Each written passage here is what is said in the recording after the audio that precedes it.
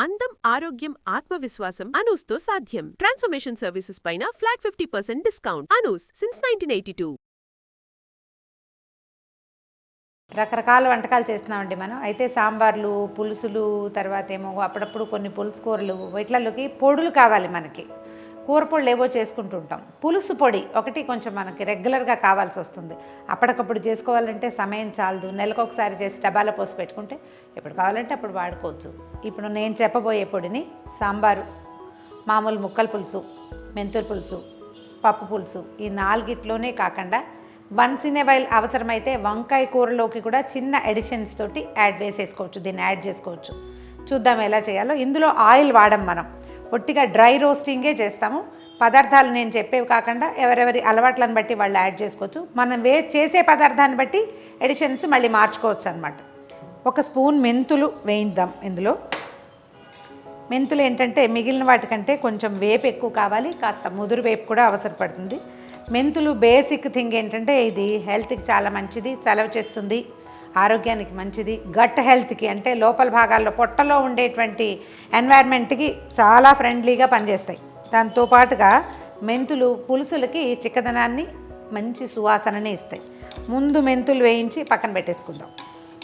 కొంచెం ముదురు వేపే రానివ్వాలి, మంచి అరోమా వస్తుంది. మెంతులు వేగుతుంటే వచ్చే వాసన చాలా ఇంట్రెస్టింగ్గా ఉంటుంది. వేగిన మెంతులు పక్కన పోసేయండి.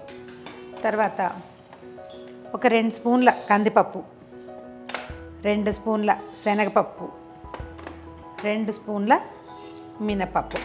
వీటిల్లో ఏదైనా తగ్గించదలుచుకుంటే మీ ప్రాక్టీస్ని బట్టి, అంటే శనగలు మనకు సూట్ కాదు, శనగపప్పు అంటే తగ్గించండి. శనగ, మినుము 2 ఉండేసరికల్లా పులుసులు మహా బాగుంటాయి వాసన. కాస్త నిదానంగా సన్నటి మంట మీద కమ్మని వాసన వచ్చేదాకా వేయించుకోవాలి.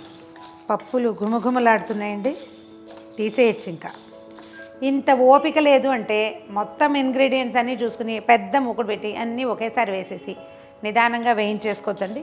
ఓపిక మంతుల పని అన్నమాట ఇది.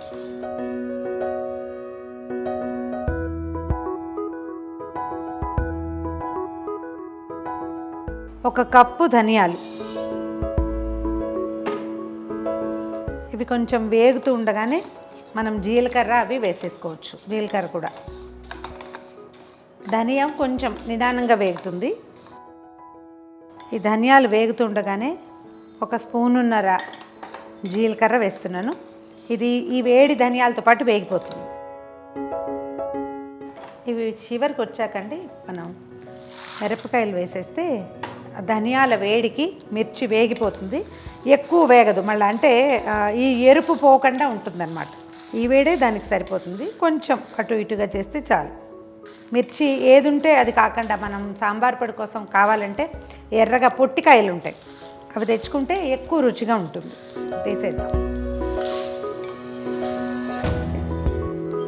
తర్వాత చిట్ట చివరివి 1 స్పూన్ మిరియాలు, 1 స్పూను బియ్యం. ఇవి చిన్న స్పూన్లే చాలు.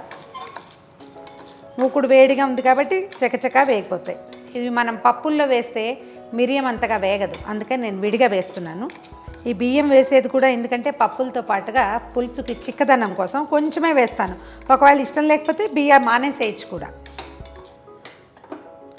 దీంట్లో చిట్ట చివరి ఇంగ్రీడియంట్ ఏంటంటే, ఒకవేళ మన దగ్గర డ్రై కరివేపాకు ఉంటే మంచిదే, లేదనుకోండి ఫ్రెష్ కరివేపాకుని వేసేయండి. కొంచెం చిట చిట అంటుంది, బియ్యం ముదురు రంగు వస్తుంది, ఈ కరివేపాకు వేగిపోతుంది.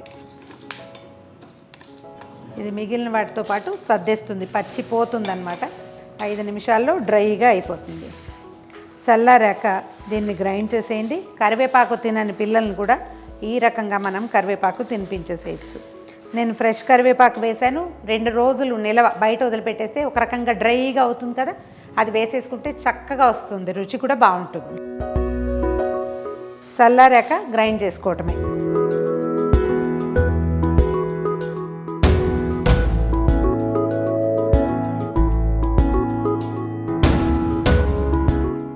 ఇదిగోండి మనం వేయించిన పప్పులు, ధనియాలు, మిరియాలు, మెంతులు, జీలకర్ర అన్నీ కలిపి పొడి ఇలా తయారైంది. ఈ సాంబార్ పొడిని మీరు పప్పుల్లో, పులుసులో అన్నిట్లలో వాడేసుకోవచ్చు. పప్పు పులుసు చేస్తే కొంచెమే పప్పు పెట్టినప్పుడు తక్కువ పప్పుతో ఒక టమాటా వేసి ఒక ఉల్లిపాయ వేసి పులుసు చేసుకుంటాం అనుకోండి, అప్పుడు ఈ పొడి వేస్తే మీకు పప్పు తాలూకు లోటుని ఈ పొడి పూరించేస్తుంది. దీంతో పాటుగా మనం ముక్కల పులుసులో వేసుకోవచ్చు, తర్వాత ఏమో మెంతుల పులుసులో వేసుకోవచ్చు. వంకాయ కూరలోకి కూడా దీన్ని ఎట్లా వాడాలంటే దీంతో పాటుగా ఈ పొడి పక్కన పెట్టుకోవటం, కొంచెము నువ్వులు వేయించి ఆ నువ్వుల పొడి ఈ పొడి రెండు కలిపి మనం వంకాయకి కాయల్లో కూరి కూడా పులుసులాగానో కూరలాగానో చేసేసుకోవచ్చు.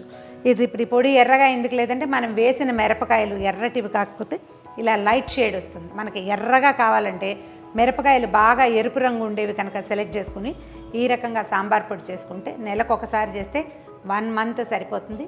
ట్రై చేసి చూడండి.